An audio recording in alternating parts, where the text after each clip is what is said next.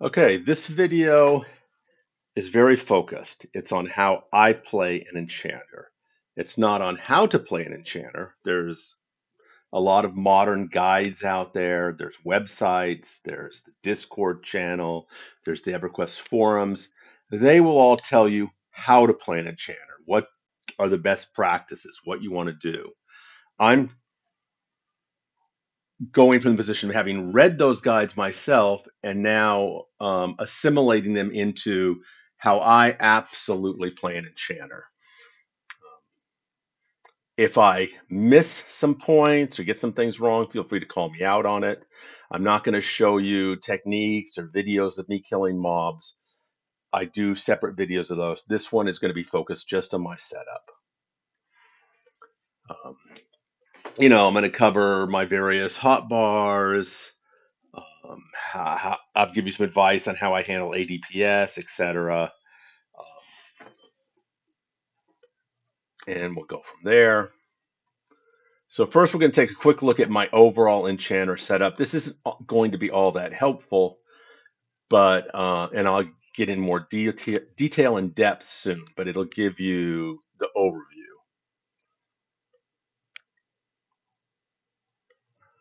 So we come here and you see my setup. It's not a close-up. Don't worry, we're going to get closer. You'll notice that I have my extended hotbars on my left. And that's significant because when I box, I'm a two-screen boxer, a two-monitor boxer. And I have setups where the extended hotkeys are on the left, and I have setups where the extended hotkeys on the right. My monitors are not the same um, screen size, and that messes things up if I try and switch. So my Enchanter, I play on my right monitor. My Beast Lord, I play on my left monitor. I put them next to each other, and I can flick back and forth between the extended hotbars, and I find that's a very good way to switch. To essentially tab, because you go over and you hit the extended hotbar, you're not going to change your targeting or anything like that, but you can start hitting your mash key, for instance, J in this case, and then you can flick back, hit J again, and you can very quickly, because they're very close.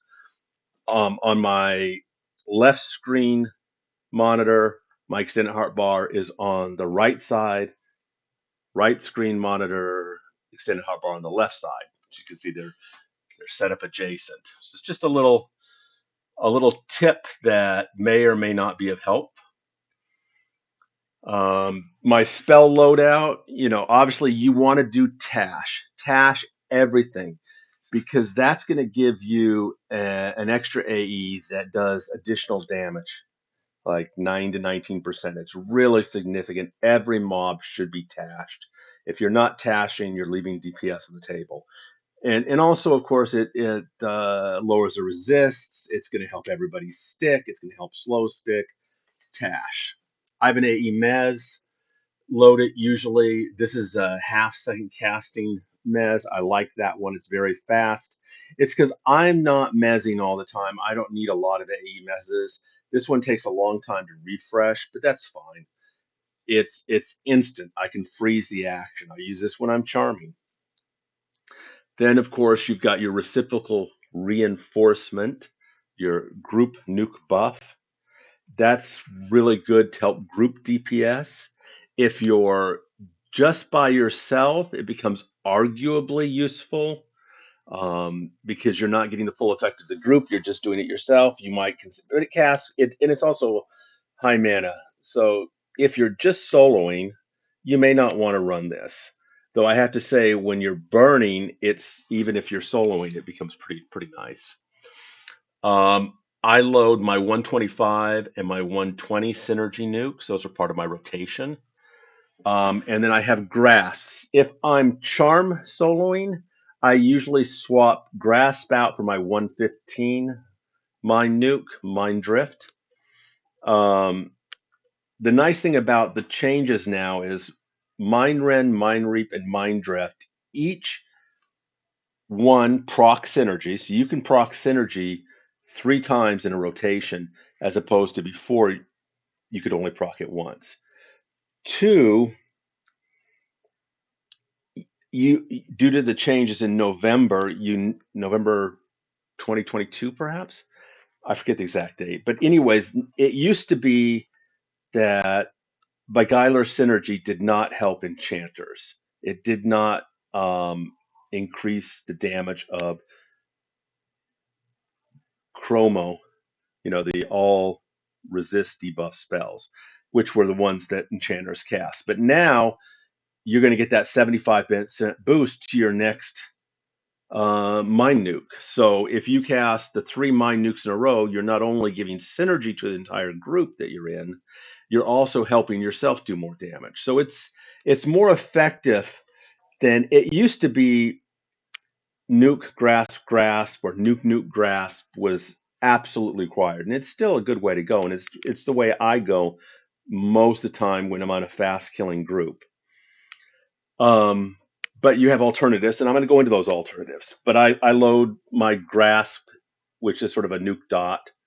I have a single target mez. The one I always do is the chaotic twin cast mez, because a lot of times I'll have a mob pulled up, just use as a battery and increase my DPS and save my mana. I have esoteric unity loaded if I'm not in a situation where I'm worried about getting hit. Working with a good Shadow Knight, a good group I know, then I might swap that out for somebody else. Twin cast aura. The two auras I always run is twin cast and mana ripple. When I talked about how I play as opposed to how to play, well, how to play would explain all the reasons why you want to run twin cast and mana ripple. I'm just going to tell you that's what I do. I want twin cast and mana ripple orals are my two. That's what I run almost always. Few minor um, possibilities. I mean, if I am pet tanking a named with my animation, I might go with a rune aura. If I'm working with 2 enchanters, then I'll drop mana ripple for the intensifying aura. I mean, there's always possibilities, but this is my general setup.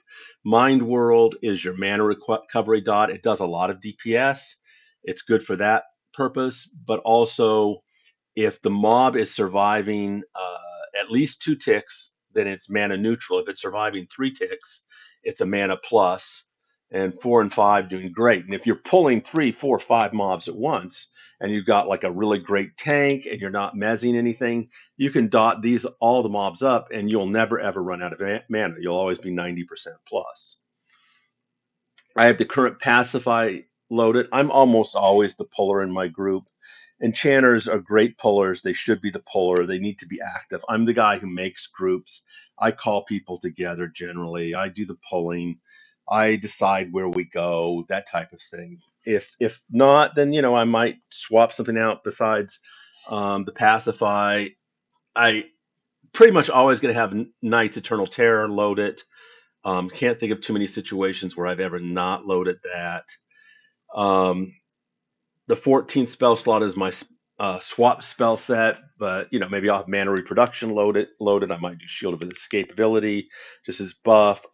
If I needed a charm slot that goes in there, anything I want that can be changed out fairly quickly. And as you look at my various spell sets, you'll see that enchanters, unlike some classes, are constantly swapping their spells depending on the group they're in, or what their role is, or how we're pulling and killing mobs. Moving to my first hotbar. This is my burn key. This is where my ADPS comes from.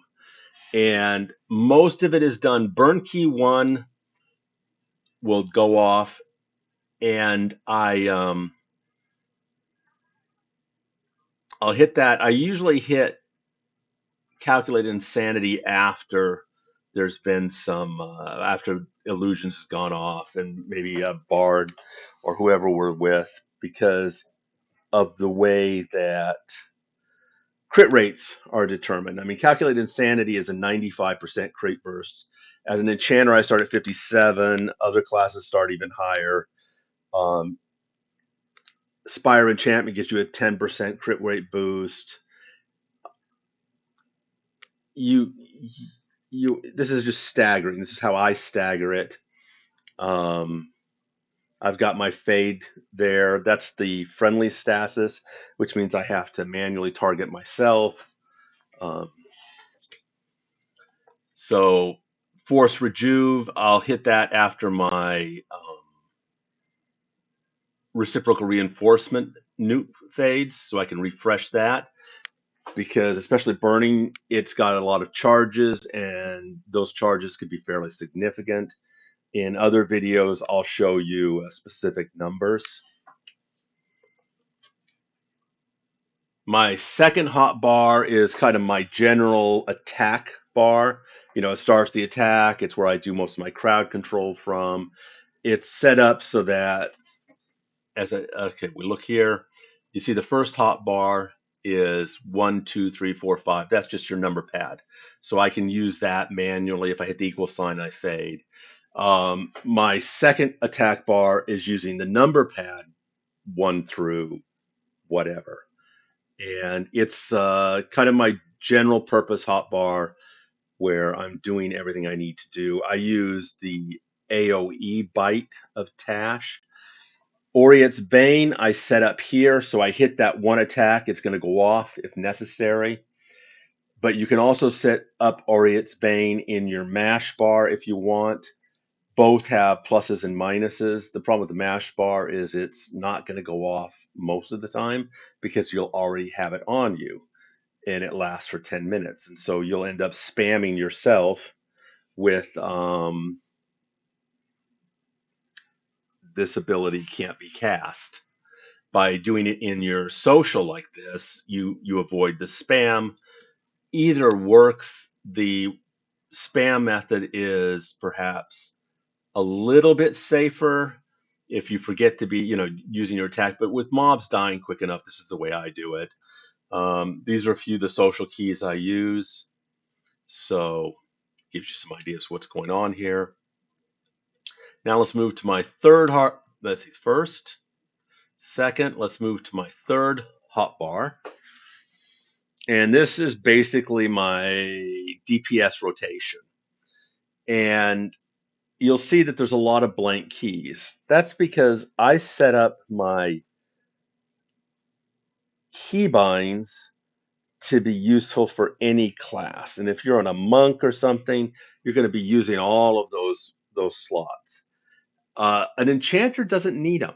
I throw pet attack in there. The reason I throw pet attack in there is because a lot of times mobs get mezzed if they attack me, and then my pet or other people's pets back off. This instantly sends the pet back in because I'm breaking that mezz, whatever. If it's what I'm attacking in my rotation, and if it's in this rotate, then I want the pet back in. I don't want to have to think about it. The rotation I use most commonly is reciprocal reinforcement. Boom, goes off. Most of the time it's down. And then my 125 and my 120 mind nuke to proc those synergies. And they do nice damage. And then I have grasp, and I'm using grasp essentially as a nuke. It does more damage than my 115 mind nuke, arguably, though the mind nuke does, now that it is a beneficiary of my synergy, it's pretty darn close. I mean, there'll be times. Is it more DPS? I think it's more DPS. It's what I use. This rotation will drain mana if you are not in a situation where you're pulling multiple mobs and using K key, which is Mind World in my case. So I've got 2 dots. One I'm using as a nuke, and Mind World I put on every single mob to give me mana. Now, if you're killing the mobs in 12 seconds, not helpful. Doesn't give you mana. If you're only doing single mobs, you're soloing, this rotation will probably leave you OOM a lot of the time. Sometimes instead of Mind World, I'll use, say I've got a second mob pulled up, and I will use a Mez key where I just hit the K. It targets the second mob. It casts the chaotic Mez on him, retargets my mob, and my next 2 nukes will be twin cast.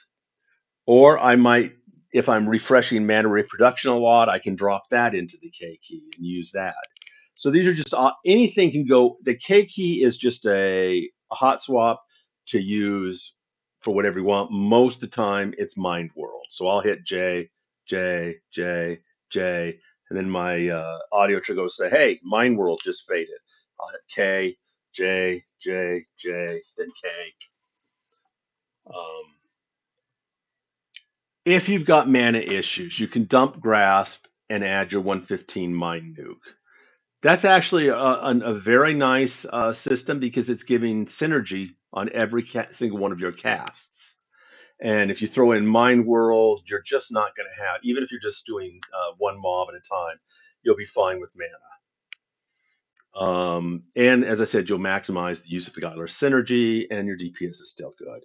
If you're charming, charm soloing, etc., a lot of times if you're a cautious type like I am, you prefer not to use dots when you're charming, because then you can freeze the action with your AE Mez or Beam of Slumber or whatever you need to do. So when I'm soloing, when I'm charming, I don't always use dots. Um, Another option, if you've got the spell room, 3 mind nukes plus strangle, just using as a dot. I usually set that in the L key, so I just hit and mind world. So I'll hit K and L when necessary to refresh my dots, and then go back into this um, rotation of my 3 mind nukes. Very good DPS. Um, Somewhat moderate in use of mana. It's a nice way, but it is taking more spell slots. If you're going to do something like that, make sure you use the Type 3 augmentations for your 115 and 120 mind nukes, not just your 125. My 4th through 8th hot bars are generally my utility hot bars. Those move around whatever I need. Um, I set up so like I like L and N do certain things. N is my AE Mez. If I need to freeze the action, I hit N. L if I want to refresh mana reproduction on myself. Now, if I'm going to be doing it individually, I'll be hitting the F key, which rotates to extended targets, or a different key which rotates through my player characters in a group, so that I can put mana reproduction on the casters. That's useful, like before a named burn. It adds DPS. You add another 30,000 DPS. You put it on 3 casters, and you've got some extra damage, definitely. Um, so those are the AE Mez is set up to go, it uses 2, which is a half-second AE Mez. But if that's down, because that particular AE Mez will be down for a long time, I'll default to Beam of Slumber. If I need more AE Mezes than that, then I switch out and use a different AE Mez, one that doesn't take so long to refresh. 6th hotbar, you'll see, okay, Phantasmal Opponent and Doppelganger. They're perhaps underappreciated. They are another form of crowd control because each has in fantastic taunts. And so if somebody's taking damage, or if you even just want to give the pet a little bit of a break, send these mobs out to help. And they are going to take aggro very quickly. They may die, they may not. They're pretty tough little guys. Now, interestingly, the doppelgangers, when they come out, they can cast any single target direct nuke that you already have memorized. And if you memorize your stun, then they can cast that too. And those 3 guys will cast probably about between 7 and 9 stuns during the course of their 75 seconds of existence. So there's another interesting trick to use with those doppelgangers. They can help you on your stuns. And those are my Mez keys. If I hit O or P, I'm going to Mez X target 2 is O, P is X target 3. Then I'm going to be back on X target 1. They're just very quick crowd control keys that I use. 7th hotbar. I use my pulling key really as a debuffing key. And so, whereas when I attack, I use AE Tash, and I have my AE slow right there for the mobs in. This is more one of just it pulls and debuffs the mob as it comes in. It does a lot. Probably does too much, but I'm happy with it. I use it. Um, you've got my runes key. So those sets up my basic runes. If those go down, then I go to esoteric unity. I don't have to tank too much these days. I have pretty good control. If I'm playing by myself, I'm not letting the mob attack me. If I'm playing with a group, I'm with people who protect me. I'm going to go briefly into Enchanter ADPS. It's take this all with a grain of salt. Read the actual guides. Talk to people who raid. But if you're just looking for a quick overview, this could be of help. So, talking about how I set up a pre-fight, what I want to do in terms of leveraging my synergy spells. If you're in a hot group with a couple mages and a wizard, you probably want to think about going Mind Rend, Mind Reap, and Mind Drift, all three, because you're getting really maximum synergy, and it's less about your DPS and about the additional DPS at that point you're adding to all of your partners. I talk about the aura swap and how By the way, get Twin Quest 3 aura. If you're going to play main an enchanter, get Twin Quest 3 aura. If you're not going to main an enchanter and you're just going to use it as an alternate, then get Twin Cast 3 aura. Mana Ripple, if you're running improved Twin Cast, obviously the Twin Cast aura doesn't help. I don't necessarily swap, but it is something you can do. Just you have to be aware that you need to move quickly because the Twin Cast will give you more damage once the ITC fades. Here I'm just going into my burn rotations and how I have set it up and how I handle it, and kind of thoughts about coordinating with other people. Because once you've got a bard in the group or a wizard, then or even a wizard or a druid, then there are decisions you need to think about on how you want to handle your ADPS, what effects stack and what don't. It gets complicated. Some of it is about sustaining the crit rate of knowing you know, what moves that 57% up to 100% or very close to 100%, and how to stagger it so that you have as much crit as possible during the length of however long your battle is. I mean, the ideal is to have cast all of your burn AAs and be at 0 mana when the mob falls dead. How you get there is the trick. Um, Generally, I just worry about it when I'm setting up a fight and I'm starting. Once you're in it, if it pops, I hit it. I don't try and time stuff. You can, especially if you're working with the bard and the shaman. There are ways to do things, but there it is. If you're a caster, I am a strong encourager of get in there and smack the mob on the head. That keeps you close to the battle. It means you're going to be hit by all of the AOE heals, AOE effects, and it adds 20,000-30,000 DPS, and if you're burning, maybe more. Nice procs. Buff stacking, I wasn't really going to get into the differences. I think most people understand buff stacking and what conflicts and what doesn't conflict. But this is my current understanding of kind of what stacks, what doesn't stacks. Things change. There's constantly making little updates, and so if it's changed and I'm wrong, I'm sorry. If I was never right, I apologize again. This is, you're working with a lot of characters, and I am not an expert in this stuff. This is just how I play an enchanter. 12 strings out. Appendix wise, here are some sources for actual information. Enchanter class Discord. I cannot give you a copy of these audio triggers because I'm using Rex's audio triggers. I mean, I've of course made changes to them, but they're not my audio triggers, so I don't feel it's fair for me to share. But if you go to the Discord, you can get the exact same triggers minus my little finesses. You'll also get Sanctus's ADPS guide, which is much better than this stuff here I'm telling you. And let's see. That's it. You guys take care. I know this is a bit of a rough video, but I just wanted to put something out on the Enchanter. Take care.